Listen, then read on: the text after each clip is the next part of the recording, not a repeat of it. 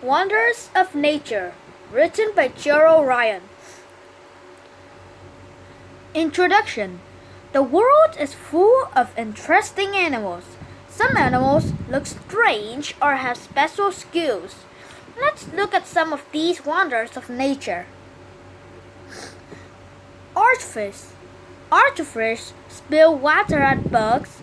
The bugs fall into the water, where the archfish catch and eat them. Trapdoor spider. The trapdoor spider lives in a tunnel in the ground. Its home has a hidden door made of silk and dirt. The spider hides in its tunnel to hunt. Beaver. Beavers chew through tree trunks. They make dams out of trees, mud, and stones. Chameleon. Chameleons change color to hide themselves. They even change color to show how they feel. Flying dragon. Flying dragons have skin on their sides that opens like wings. They jump and glide from tree to tree. Leaf insect. The body parts of leaf insects looks just like leaves.